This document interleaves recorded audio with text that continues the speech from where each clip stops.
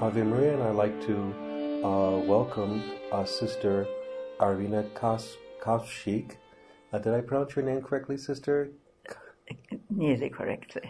Sister Irena Kasprzyk. That's right. Very good. And Sister, you belong to the Order of the Sisters of Mercy?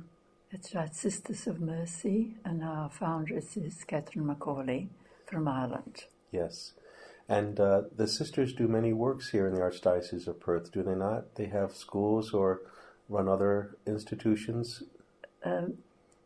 Schools, also work with the poor, people who are at home and have no really help from anyone else.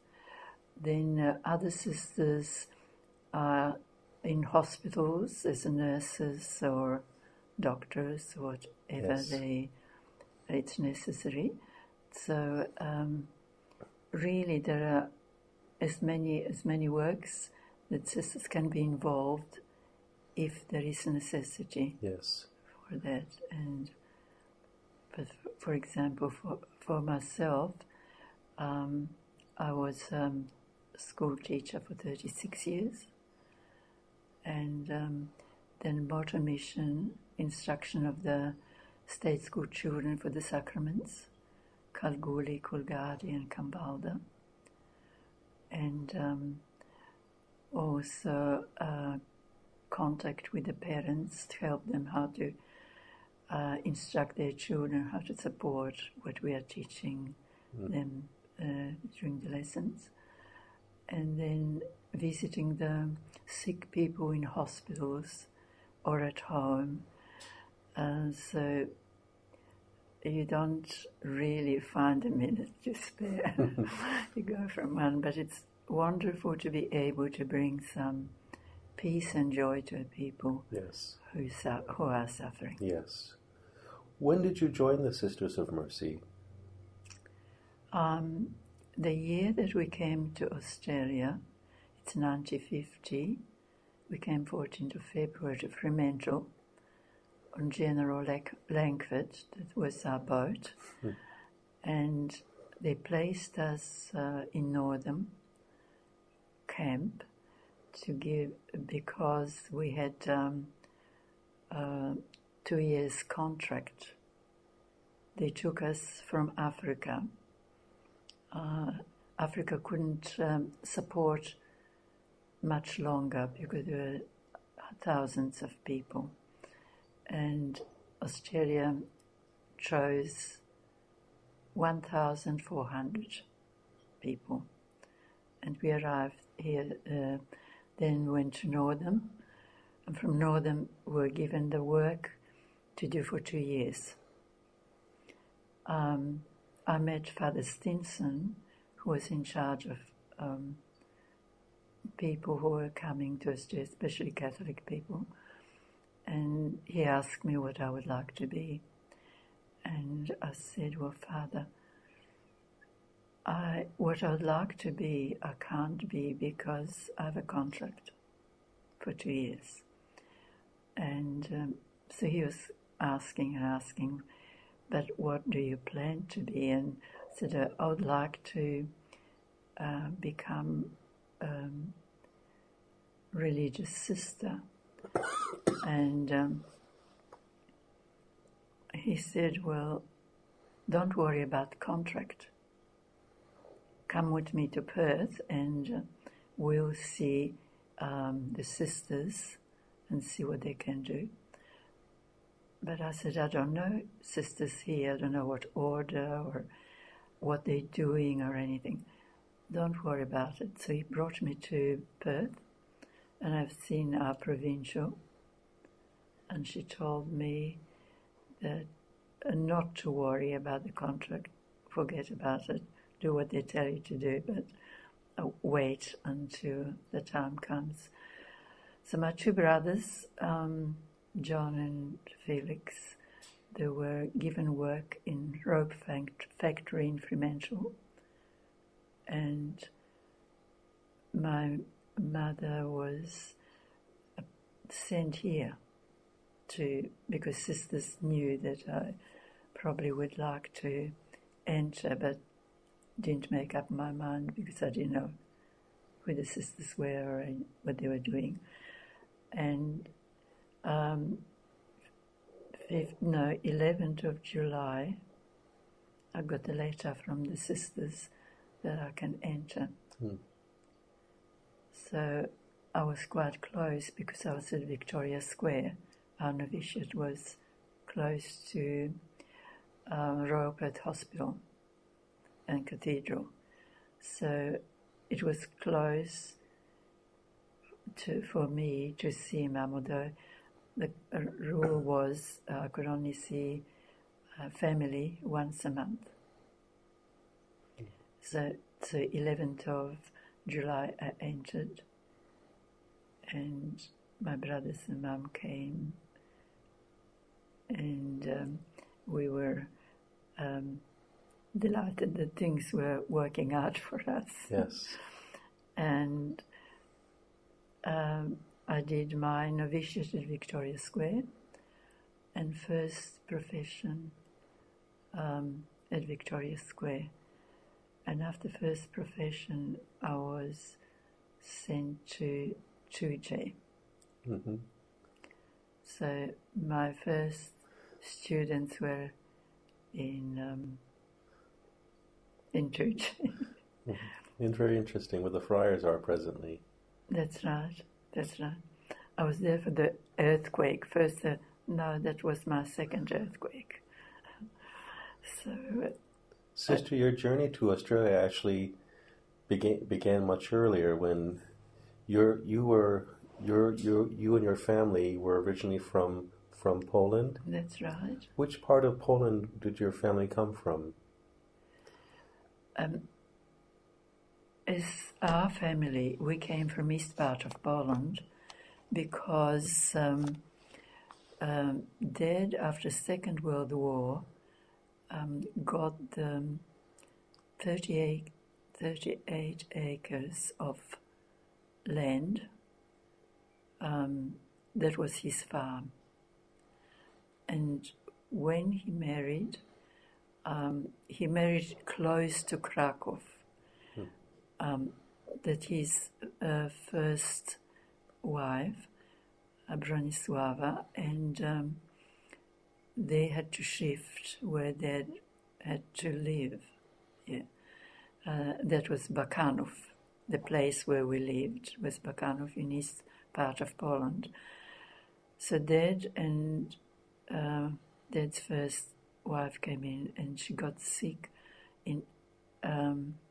She gave birth to a child, Eugene, but after a year she passed away. And Dad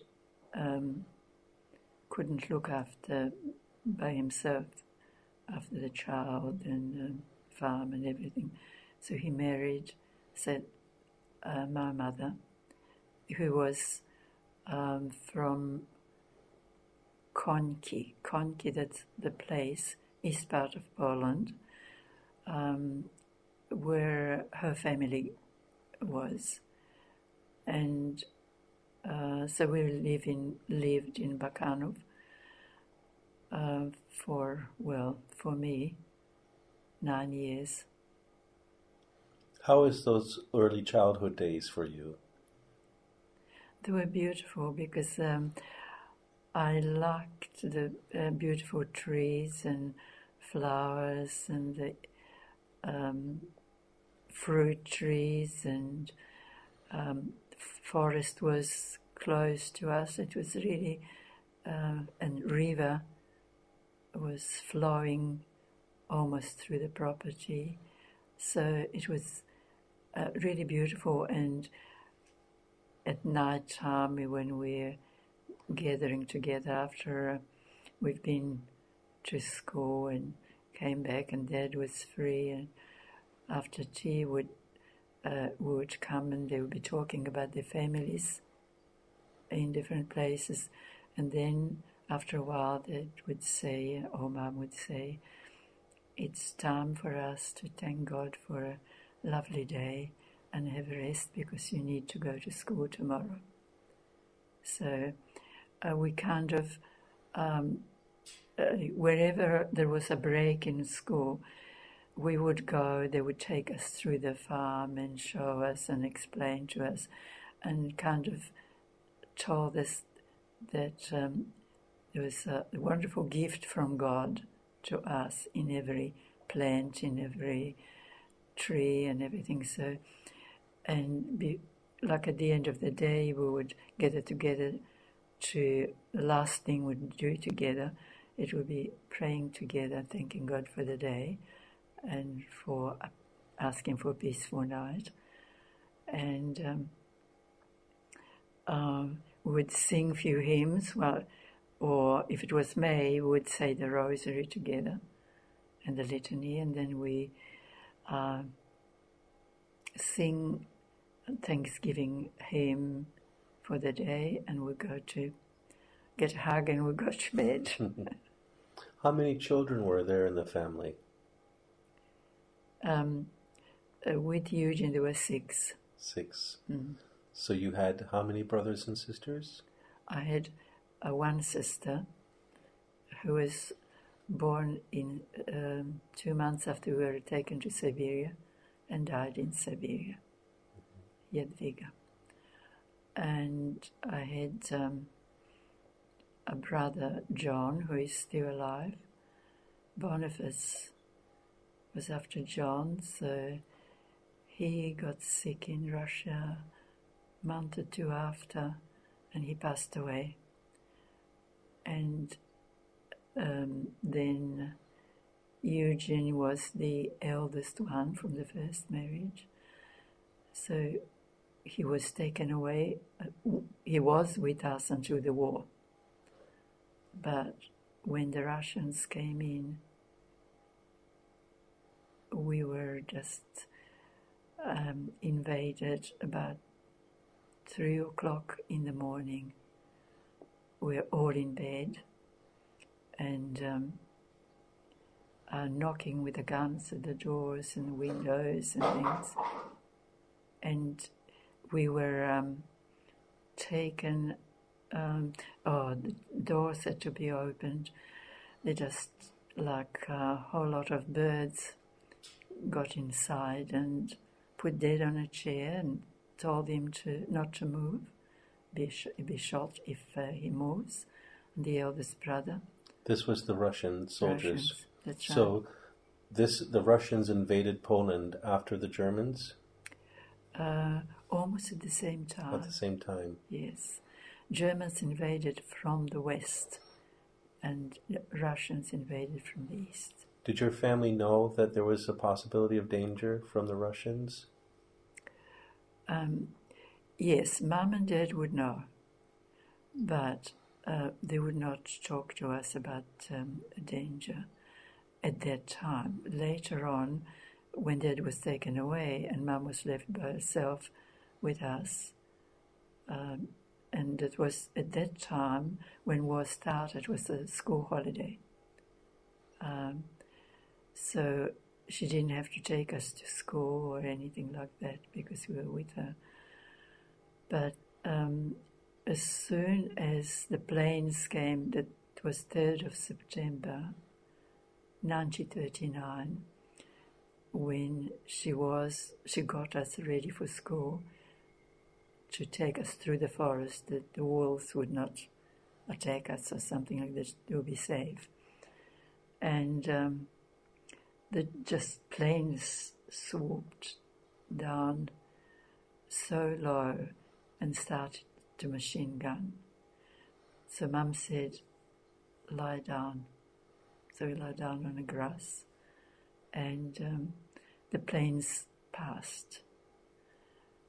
But no sooner they passed, Mum just said to us, sorry, you're not going to school, you're coming back. So we went back home, and that very evening that Dad came, but normally we would be able to go and talk to Dad and everything, but he wasn't going to talk to us. Mum said, no, not today. Because he was telling her that they may be able to return and be with the family, or they'll be taken by Russians. And he came at night time, and of course the next morning they came and they struck him with a gun. He was like dead, lying on the ground. Your father was? Yes. And I remember we gathered around him and started to cry, and he wasn't moving. And they just gave the direction to the other soldiers who were with them, put us into a house and burn us. And as they were saying that, another lot of planes came, and somebody lowered down so much that you could hear them speaking. And he said, leave them alone and catch those in the forest, because there was a battalion of soldiers trying to escape, or wherever they were planning to go. We don't know. So they went after them, left us in peace. Well, we thought in peace. But they took anything they wanted to take. They walked inside. They took the money, the food, anything that you couldn't say anything because you'd be shot. So the next few nights, Dad and Mum told us we're not going to sleep in our own house. Too dangerous. And we went to the river where there were quite a lot of trees, tall trees and low trees, and we would sleep under the low trees. But Felix and Boniface, they were afraid and they were crying. You couldn't do anything about it, so they'd said, oh, go back, and if we have to die, we die together. So we went back, and we were left not so much in peace, because every day people on the horses would come and take anything they wanted. It really was very little left. And in February, that was September, we were in our place until February, beginning of February, and that's knocking at the doors and windows, and that's where they put Dad on a chair, and eldest brother, and gave Mum a quarter of an hour to wake us up, to get us ready where? But to get us out of beds, and they didn't tell us what's going to happen. But in quarter of an hour, they opened the press and threw the clothes for my father and for the brother. They put the clothes on and just pushed us outside through the door. I remember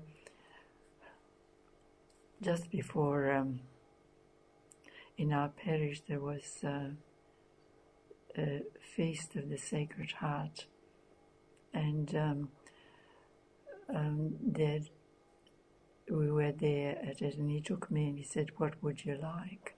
You could buy rosary beads, you could buy different things, statues, and I said, I'd like Our Lady statue, not a big one, probably about that size. And there was a little box with the rosary beads. And Dad said, all right, you can take it. So he paid for it. And because they pushed us out, I remember they had the statue and the rosary beads on a table. But they would not move. But the man who was standing on the front of me was very tall, and his legs were long. That's what I remember. And I went through his legs to the house and got the statue and got the rosary beads. And he kind of looked at me and he said, "Oh, you're silly. If you took the pointed out mirror from the wall, that would give you bread. But this," and I didn't listen, I just ran to Mum. And through Boniface and Felix in a cart, because it was 23 below zero, and snow was quite high, and we had to walk.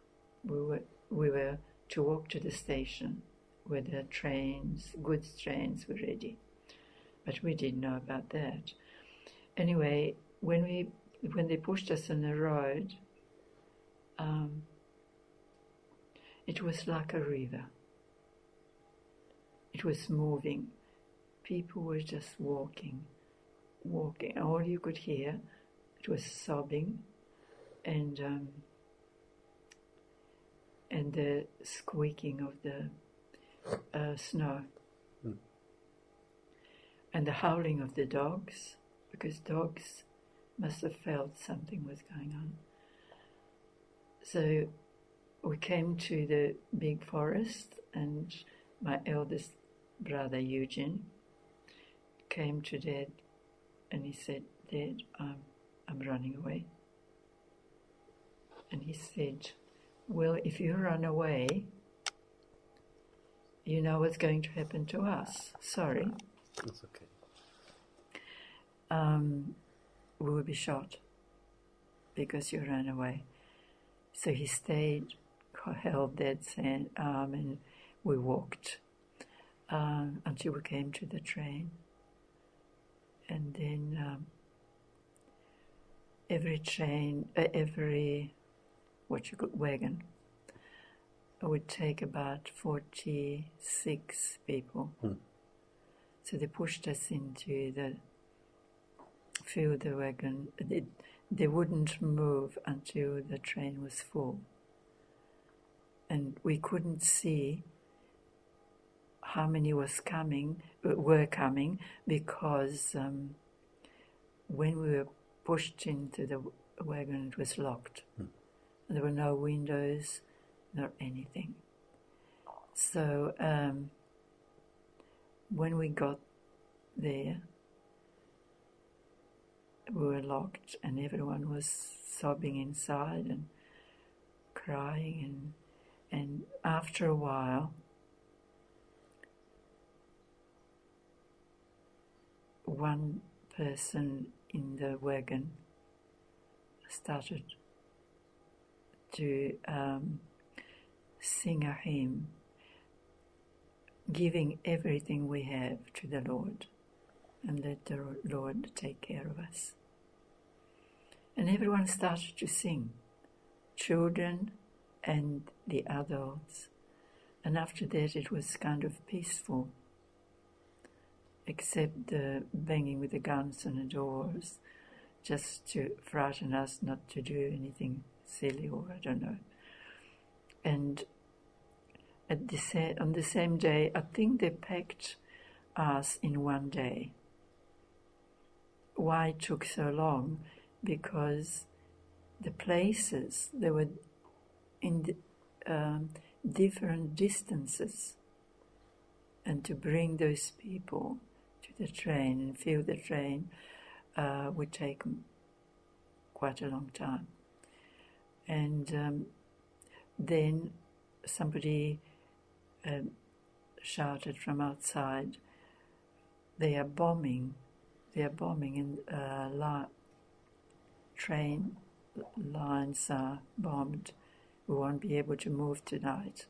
So we waited overnight when they fixed the trains and the lines, and we moved the following morning to Siberia, through the Polish border to Russia, Kotlask, Sverdlovsk. And we were there going for about 5 days in Russia. On the train? On the train. And without stopping or anything. Did they give you food at all during those 5 days? Nothing? Nothing. They gave us water. They gave us water, but no. Most probably, people would have taken something with some bread or whatever they could take. And when we came to Arkhangelsk, I think they pronounce it a different way, they stopped the train and they divided, like we couldn't see, but we found out later on, if there were 9 wagons, 3 would go in one direction, next 3 would go, well, southwards or eastwards. They were not keeping all together. And our group was taken to Severna Dvina, and This is in Siberia? Siberia. Was your family still in the train together at this point? At this point we were together, yes. And, oh yes, came to my mind now. The place that they had the barracks ready for our group was Kamenka. And they're like a block, and in one room, probably not bigger than this, there would be a family of 5 or 6 or whatever it was, and they locked all we had. There was a fireplace, which wasn't lit or anything, but was fireplace, and so you could warm the water. Later on, when you could melt the snow, because there was no water. No water. And we were just locked in as a family and stayed there for a day. Next morning, the soldiers came in and took father and eldest brother, and we had no idea where they're going, what's going to happen, or they took them away from us. And Mum and 5 of us were with her, really 4 at that time, because Jadwiga was born 2 months later. We didn't have, our sustenance was slice of bread per day. That's what we got. Now, if you were under 11, you had to go to school. If you didn't go to school to learn that Stalin was our God and things like that, if you rebel, you wouldn't get bread, die. So most of us, yes, Boniface was still all right, but we knew that was something wrong, but we didn't know what it was.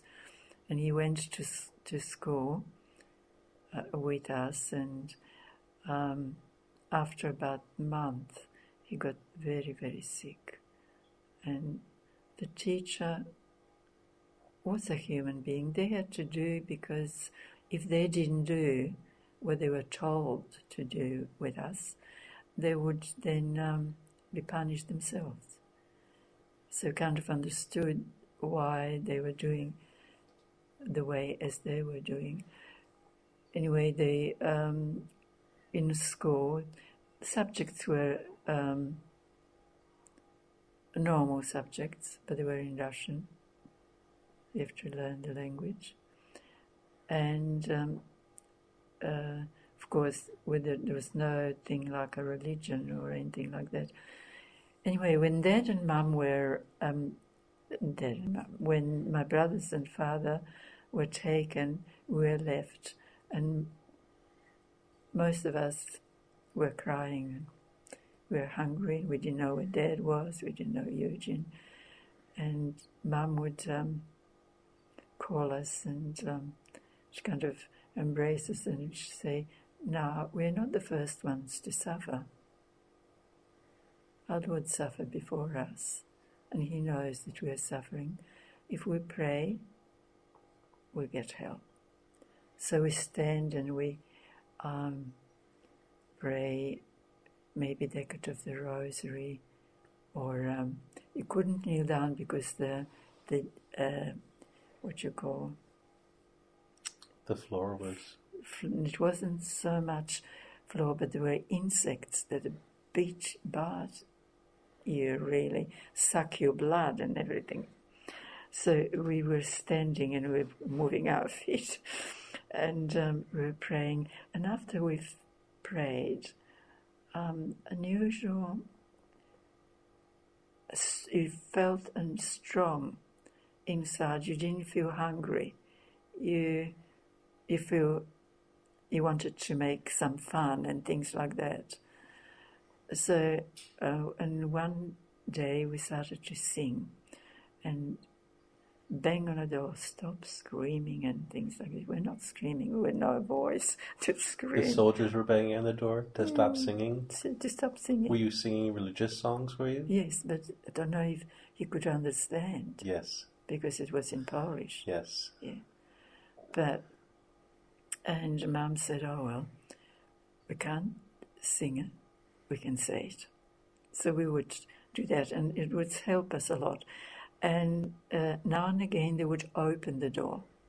And then if it was summer, if the door was open, you could go and you could take a leaf from, or the grass, or a cork from the tree, and if you felt hungry, you started to eat. And then when you saw the soldiers, you went back because you're not supposed to be out, and things like that. But when we went to school, we had to do what the teacher said, and I was in grade 5 in Russia, and we had quite a few in a class, and the lady was reasonably good, but things that he was saying that just wasn't right. And one of the boys said, "Look, if you think that Stalin is God, all right, let him be your God. My God is not Stalin. He will never be my God." She just looked at him, looked at all of us. She went on with the lessons.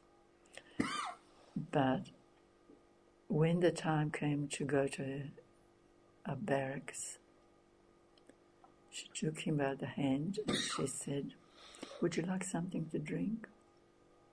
Oh, that's okay. Sorry. It's all right. And she took him by the hand? By the hand, and we kind of looked.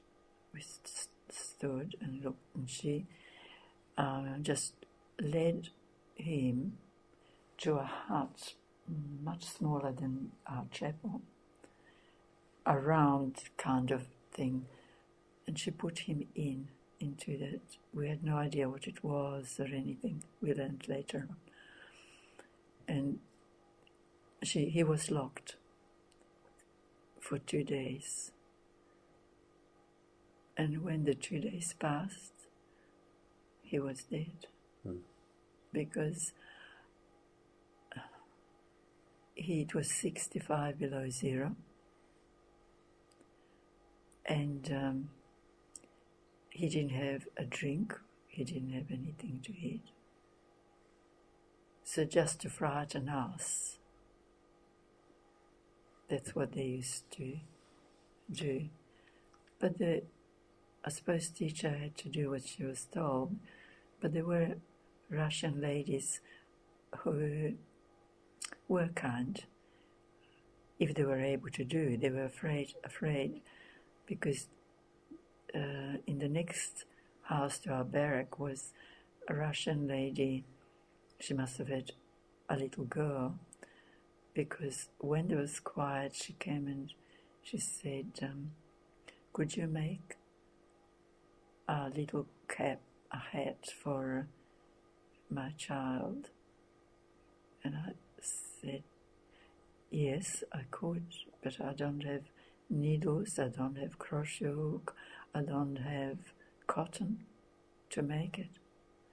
And she said, well, don't worry about that, I'll give you all this.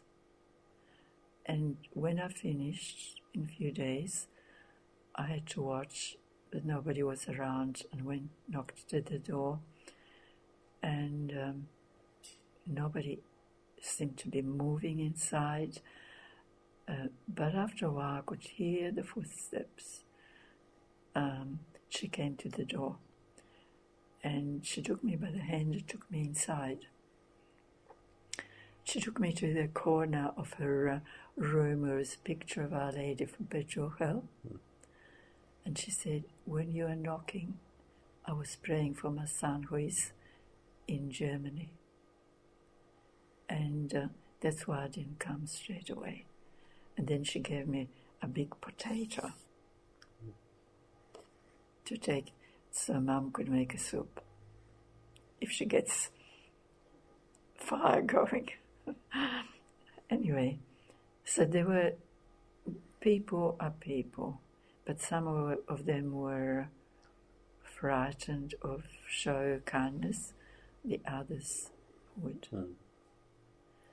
Your mother must have been a woman of great faith to have said to you, there was someone that suffered before us, and that was God. Yes, Mum was. Her family, when I met them, I could feel that they were, and Dad was the same. He would never send us to bed or anything without praying, and so we had, thanks be to God, we had good parents. And when at one stage, when we were after a year, and then, when Jadwiga was born. She was born in the camp? 2 months after we arrived, and Dad wasn't there. And she just lived for, I think, a month. I know Mum baptized her and things like that. And she died. And one of the school teachers came in, and we were all upset. We didn't know what's going to happen. And the next thing was Dad came. And the first time I could see him crying.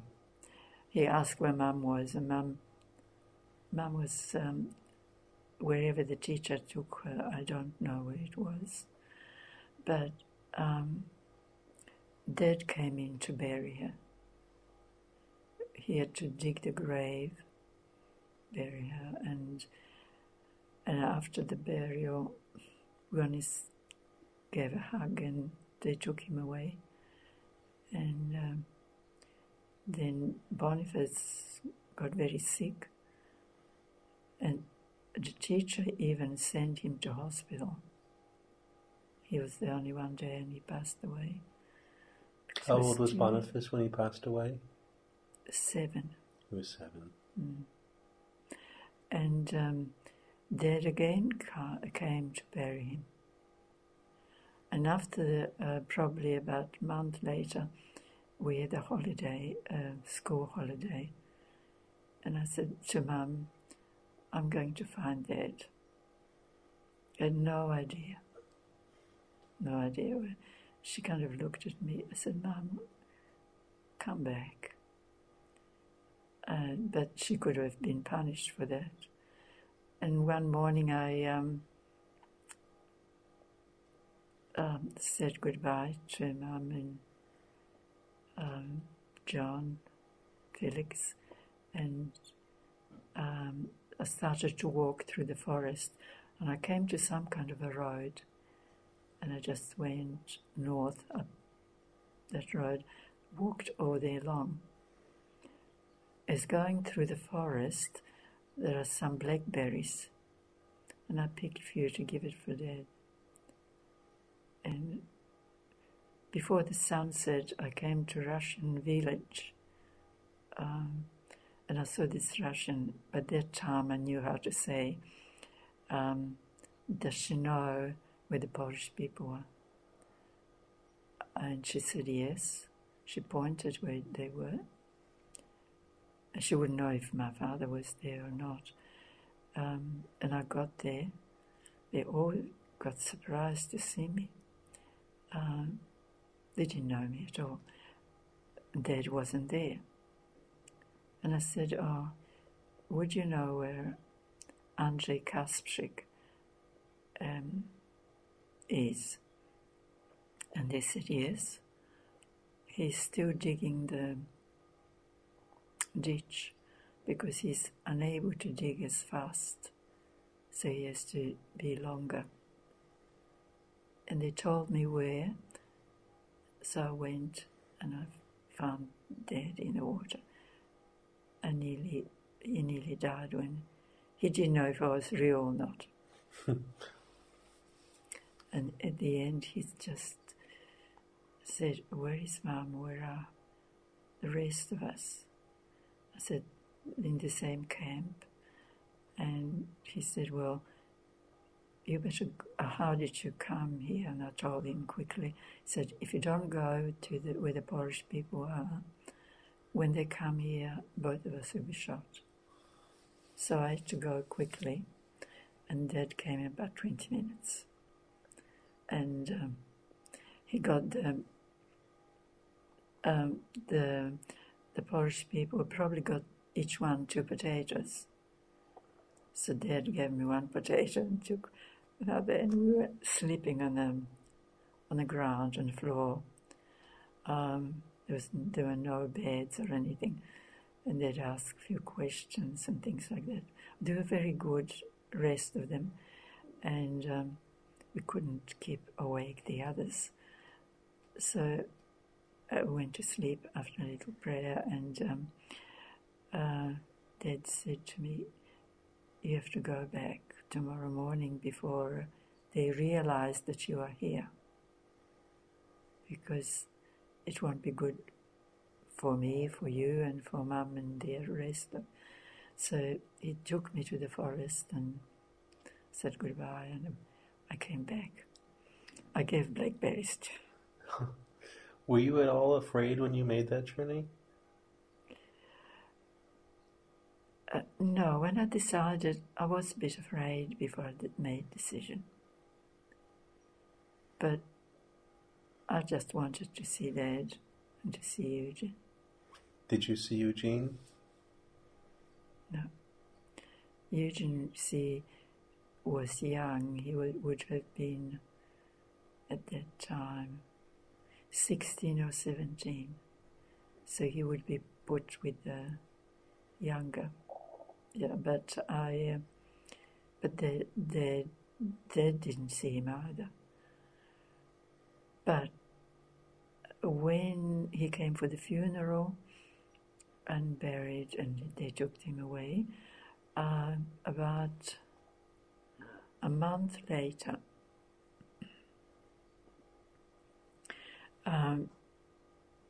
we were sleeping, and I could hear Polish national anthem. And I woke up and I thought, where am I? I said to myself. So I got up, stood to attention for national anthem, and then I thought, well, silly. So I went back on the floor, and the next thing was the people were still singing. It seemed to be one group finishing, the other one starting, and singing early in the morning. Dad came, and he started to talk to Mum.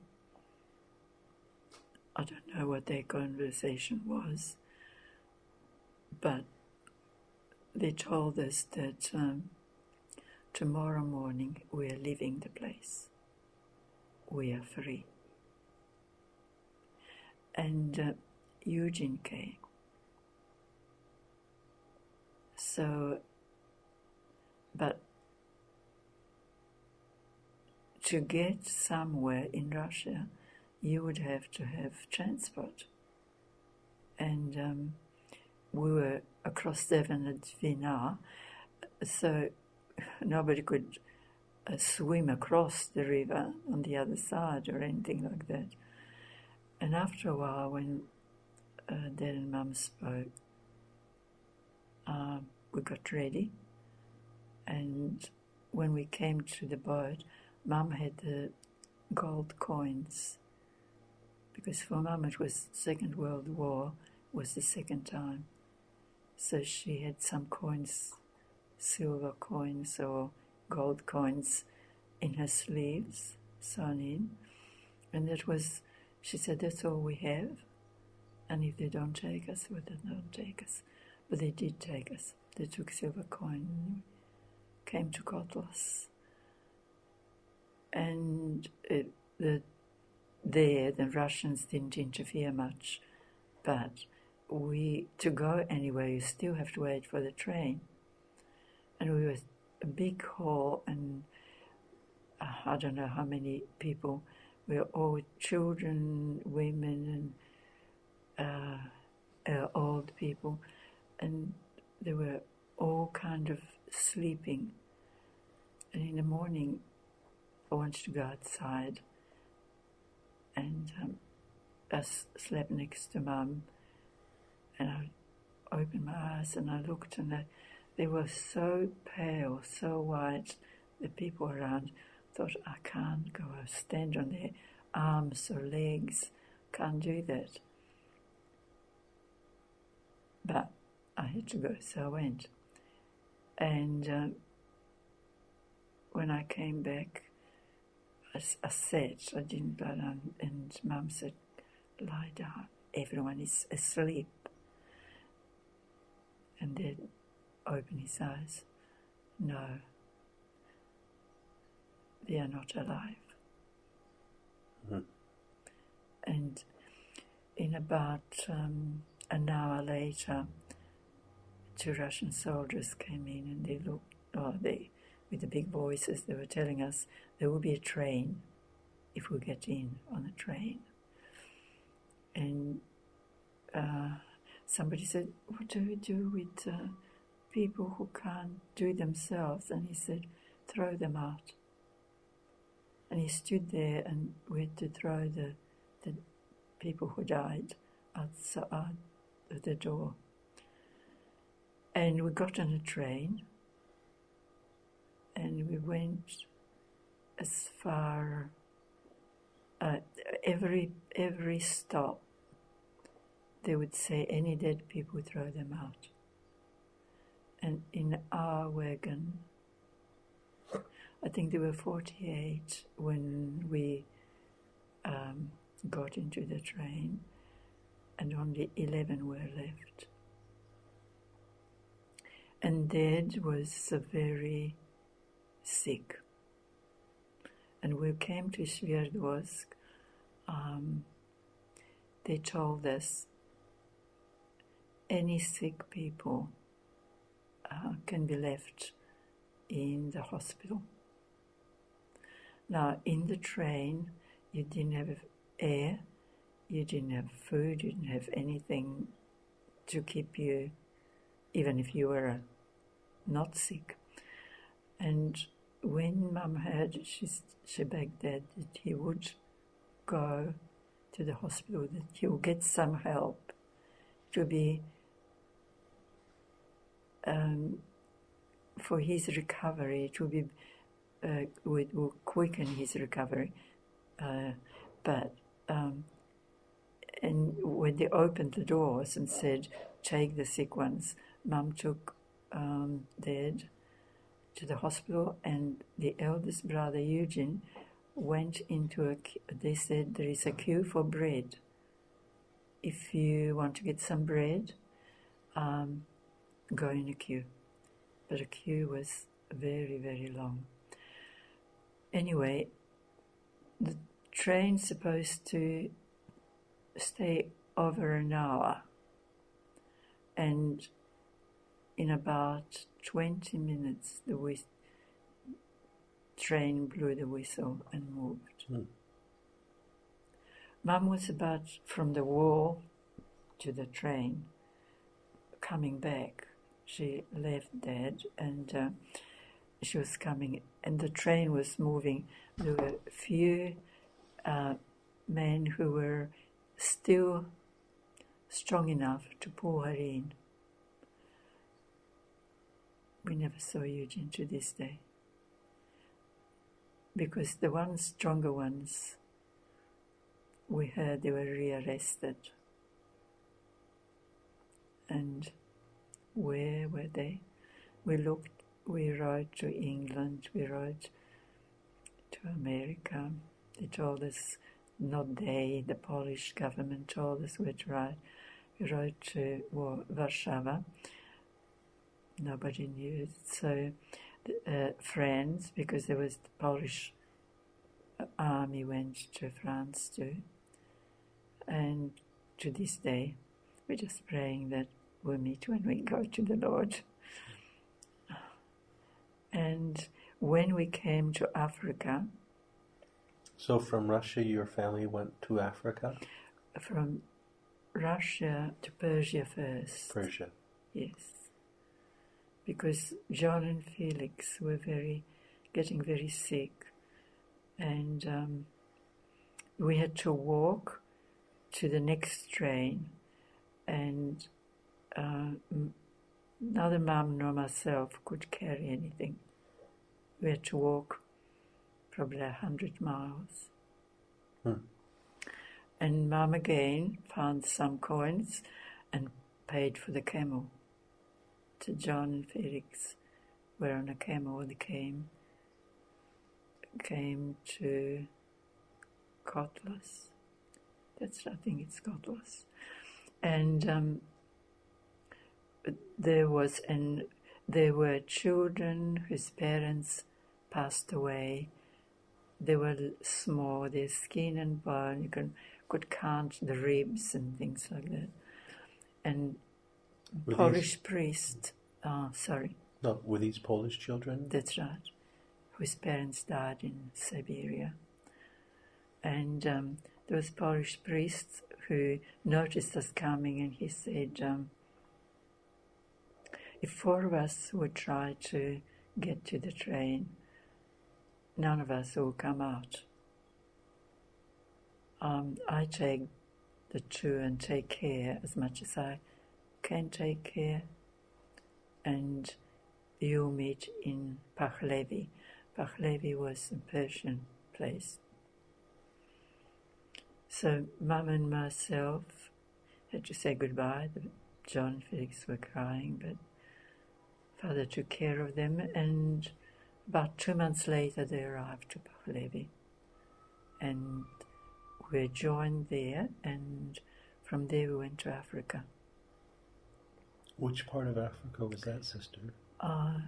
Marandellas was in Rhodesia. But there we were looked after. We were like heaven on earth, because the doctors were there, the food was provided, schools were organized, so we were looked after. The Polish government from London, from England. So many of the Polish made it to Rhodesia that had been in Siberia? That's right. And not only in Rhodesia, like Gatuma, it was middle of Africa. Gatuma was the camp for Italian soldiers during the war.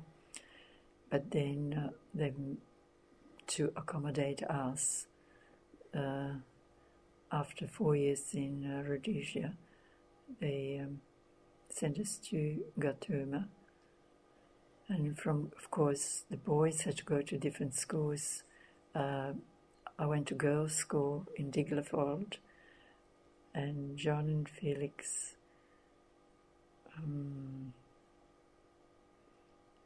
had to go, don't remember which part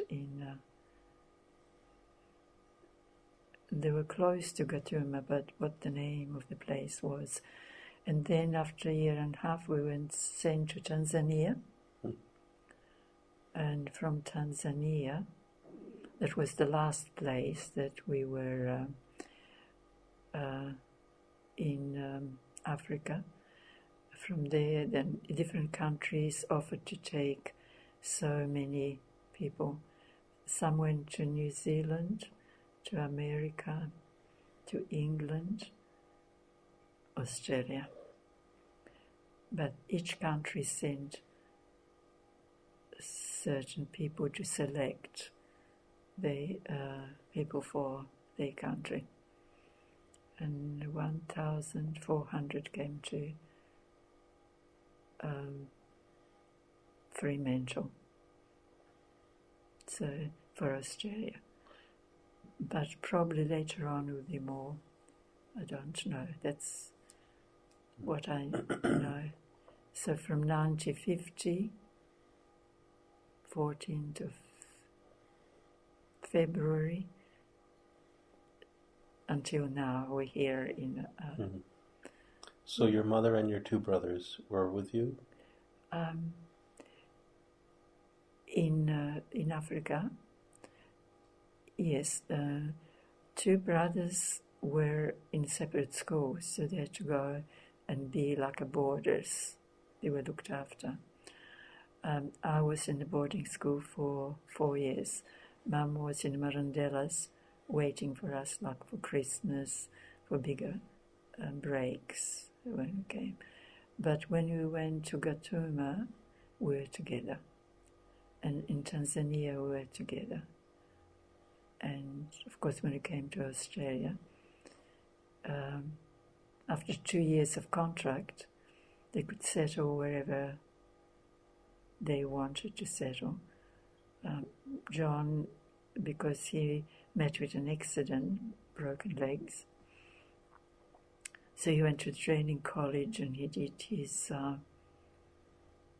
teacher training, first for primary school, then for secondary, and then he settled in, he was teaching in different places in Western Australia, and then he married and settled in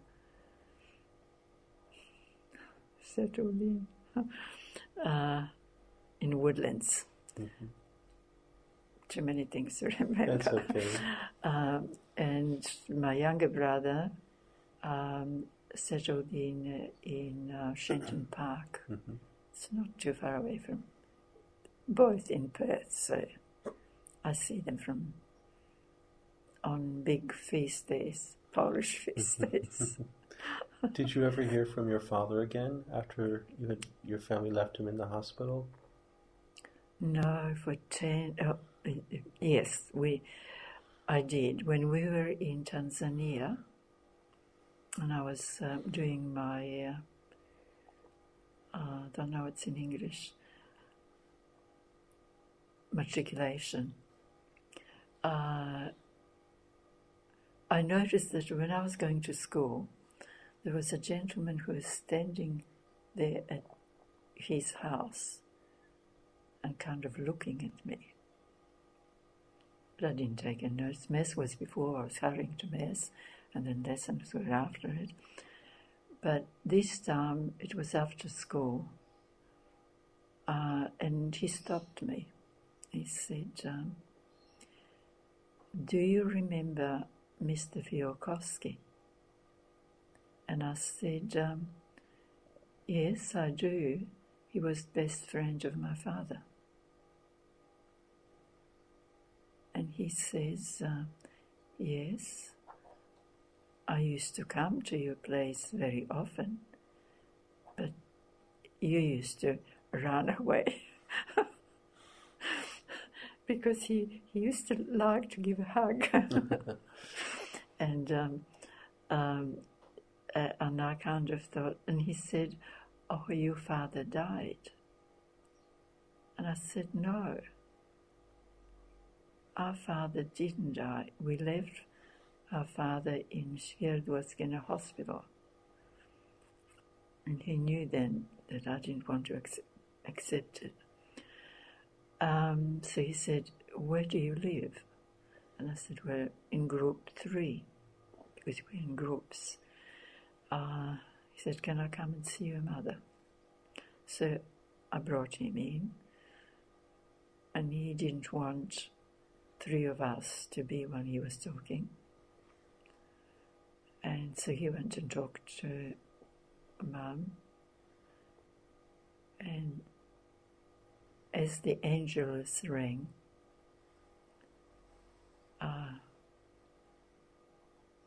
he started to go.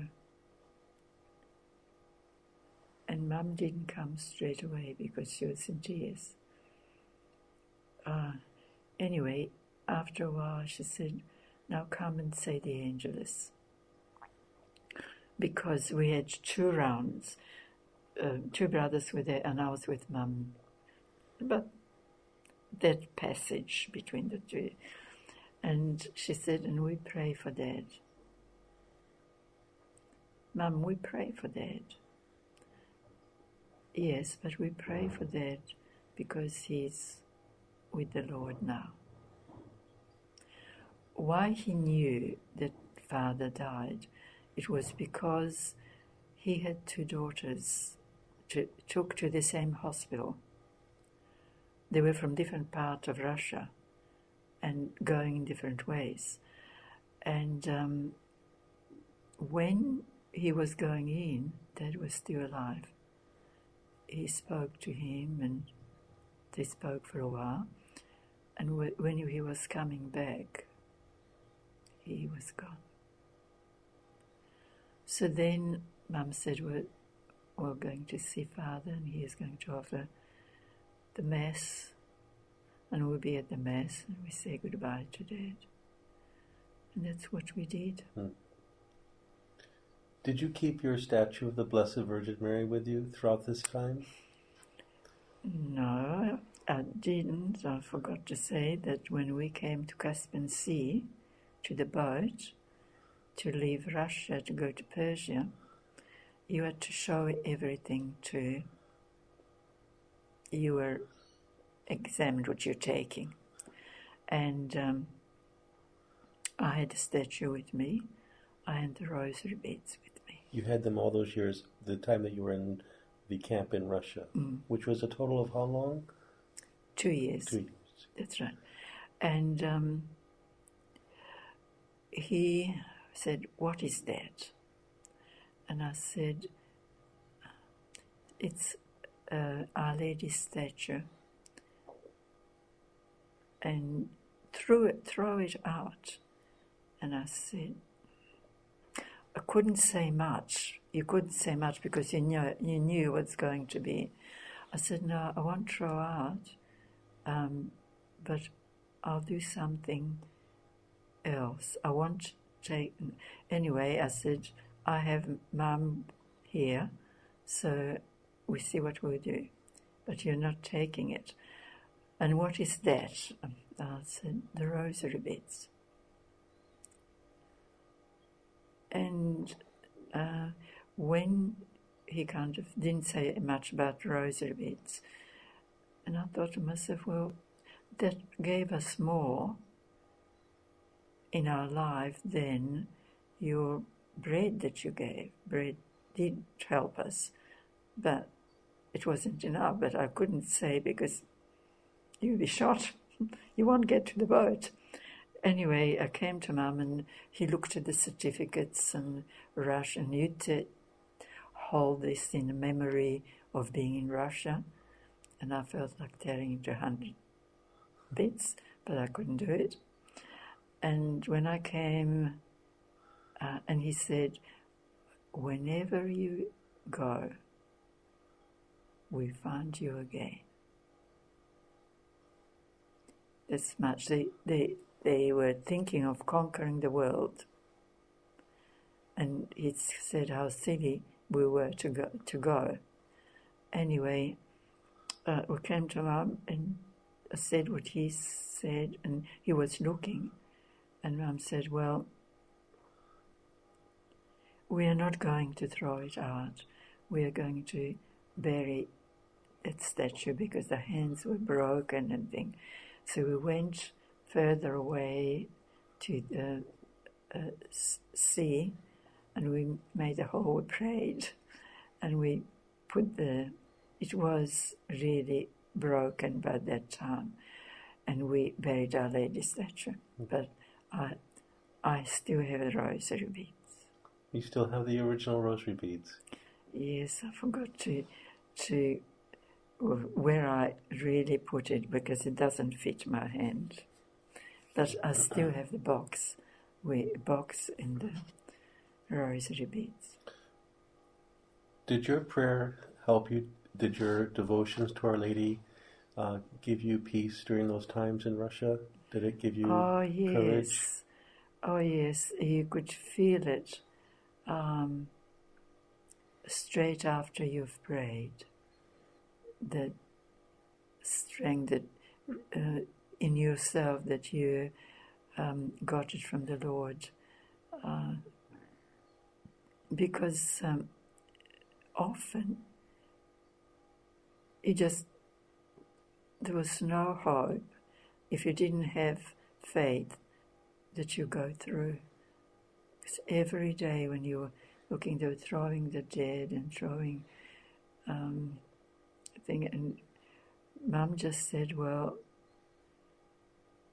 we all have to die one day, but whenever the Lord wants us, whenever He has the time for us. Yes, prayers were our strength.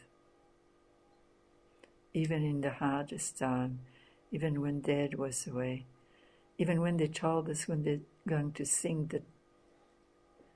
the boat, and the Polish boat, Batory, and they told us how silly we were because as soon as we get halfway through Kasprzyk, they torpedo the boat.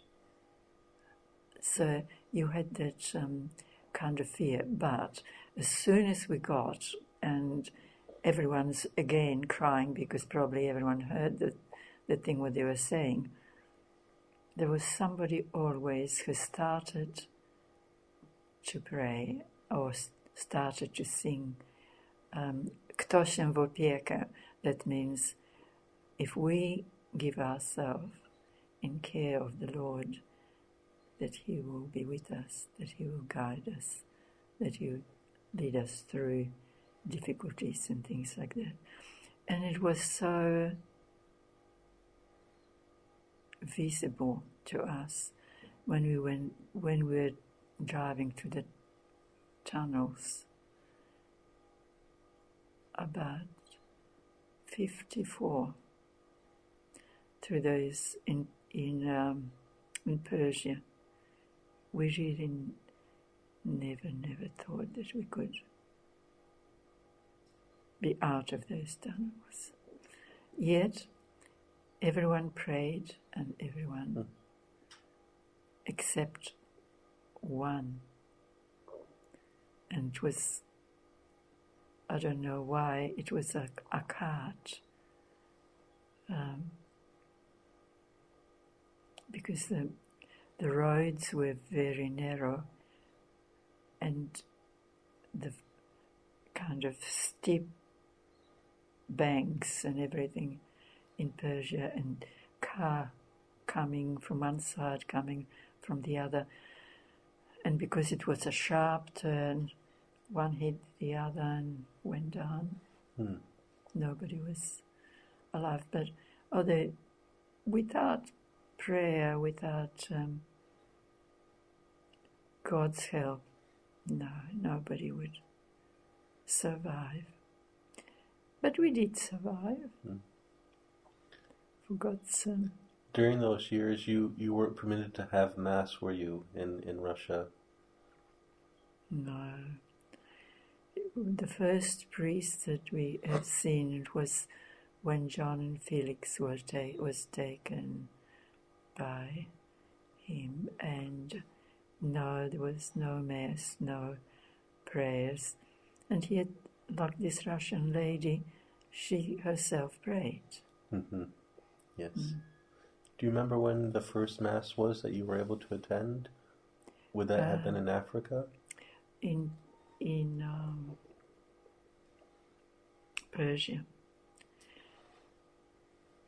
Bishop Gawlina, the Polish bishop, I was confirmed there. And he came in when I entered in Victoria Square. He came to see the Polish people, and they told him that I entered Mercy Sisters, and he came and had lunch with us. We prayed together and then had lunch with us. I did see him. He was the one who confirmed me. Had he also been in a camp as well? No, he wasn't. But he was visiting the ones who have been in the camp, who survived. Yes. They didn't allow you to return to Poland at that time? At that time, see, useless, because Poland was under Russia. Even in 1970, when I first time the congregation got permission, whoever entered from other countries could go and visit the families. I went, and I was a bit afraid, although when they took me, because the cousin came to the airport and I had to have my name on and everything, because we never seen each other. It's the first time. And he took me to Minzijic, that's where they lived. And then when I was going to see Dad's family in Krakow, they took me again, they wouldn't let me go by train. They took me in a car. And when I was going to Gdańsk again to see some sick person from Krakow, I said, look, it's so far away. I go by the train. No. Anyway, to get to Minzijic, I wanted to buy a ticket, and I went to the station. When I looked, there were Russians, and I froze. I just thought, why did I come? And there were so many, and to get a ticket, it would be more than a day probably, because the hall was just full. And one of them, as I stood and looked, one of them came in and said, did you want to get something? I said, yes, I'd like to get the ticket, but I'm not in the queue. And he says, well, come with me. And I followed him. He brought me right to the desk where I got the ticket, and I went. I couldn't believe that it was true. So, and at that time, even in Poland, I noticed the cousins were getting up early about 3 o'clock and going away somewhere. And I said to Helena, can I do something to help you? You seem to be getting up early. And she said, now, under Russia, if we want to get bread, we have to go in a queue for 2 or 3 hours. So the life wasn't easy in Poland. But they were happy they were not taken away to some other country. But it was difficult. But I went second time, it was quite different. They were out, they were not in Poland. But Belarus were Mum's family. Belarus became Russian part. And then they gave me a bit of a problem because until the cousin said, look, I'll come and get you in a car. Because you had to go and see the consul, you had to get permission, you had to say how long you stay. They didn't allow you to stay more than a week. But even with that, to see everyone, they took themselves, they took and showed me everyone. It was worthwhile. It was difficult. When did you first feel that the Lord was calling you to the consecrated life, to the religious life? I really felt when I was in Africa, when I saw so many poor people, especially African people, and also in school you got the booklets and pamphlets how people could, like religious priests and brothers and sisters could work with the thing. And I thought, for all the good things that the Lord did for us, bringing us through, I'd love to become a nun. But I was thinking in Africa, but Mum said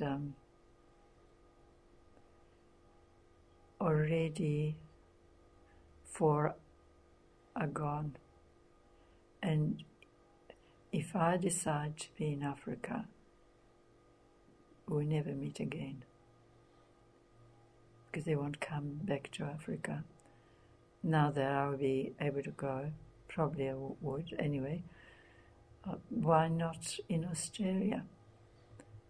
And I started to think and pray. And my brothers and Mum were not against. And I was able to enter here, so thanks be to God, it worked out. Do you remember how old you would have been at that time that you entered? When I entered, 20, going on 21.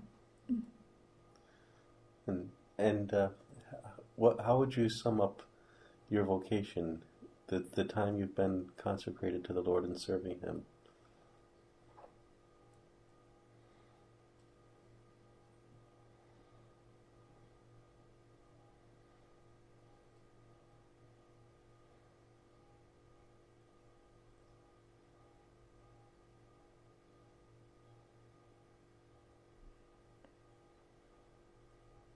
I would say vocation, there are many vocations, and if God gives certain vocation, and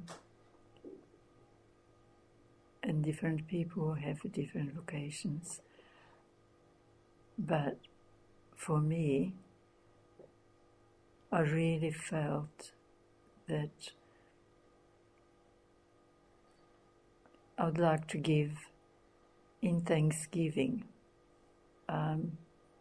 for all the blessings and graces and difficulties through which the Lord led us through. And I would like to be able to help the people, His people, and bring some consolation, some help, and maybe give also understanding that vocation is a big grace. And I'm very grateful for it, and I'm sure that those who enter, they found out that is the greatest gift that one can receive if it's their vocation. So thank you, Lord. Thank you, Mary. Through all those years, you can truly see the hand of the Lord upon you, leading you. And do you think he used that as a preparation for you in a way, to give yourself to Him? Could be, yeah. Yeah, because I can appreciate more. If it was just everything easy and were no difficulties, I don't know if I could understand and appreciate as much and be grateful as much as when He gave the difficulties, but He led through difficulties. And He made me stronger for the next part. Yeah, I'm thinking too about my arms.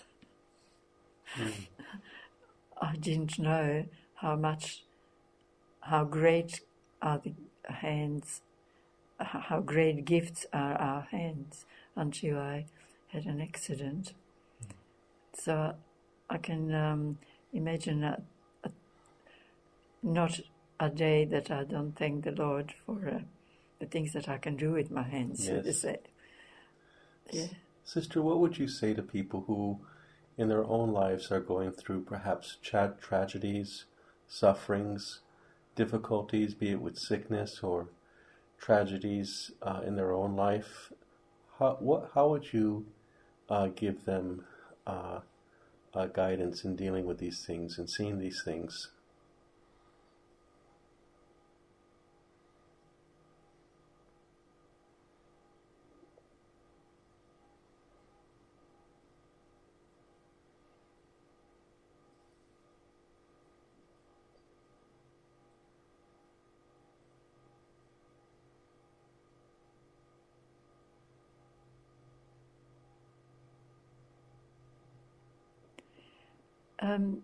I would say that life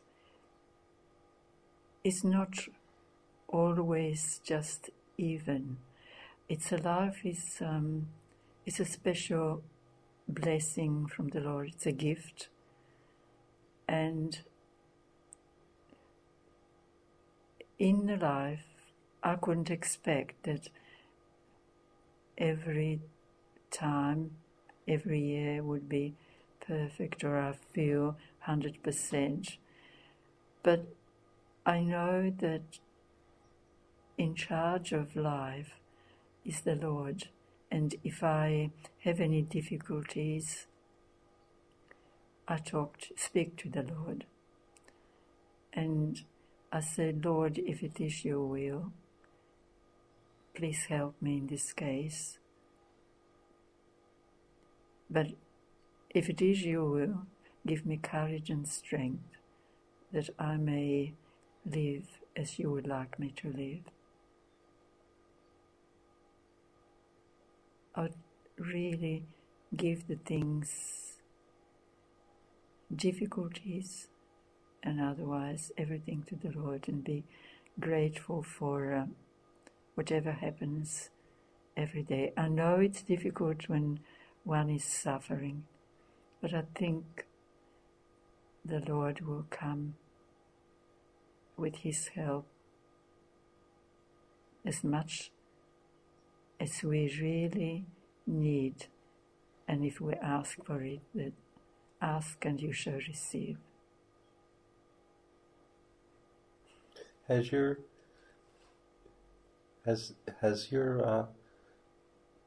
devotion to our Blessed Mother continue to be an important part of your life to our Blessed, to Mary? Yes, I'd say it didn't change, and I think it's got stronger as the years go. And I'd have the prayer, Our Lady, our Queen and our Mother, in the name of Jesus and for the love of Jesus, I place my life, my difficulties and everything in your loving care. And as the Mother Mary, I know you help me and you will look after me. Thank you, Sister Irena Kasprzyk, for sharing with us your journey that the Lord has led you on. And we are very grateful for the time you spent with us sharing your inspirational story, which is really a journey of faith and courage and trust in the Lord and in His Holy Mother. And so we thank you very much for giving us this opportunity to hear this wonderful, inspiring story by which you have shared with us, and to give us in our own journey courage and strength to always see the Lord in our life, in His hand upon us, guiding us even through the most difficult situations we may experience, that He will never abandon us, but He will always give us that strength and courage with His Holy Mother to persevere.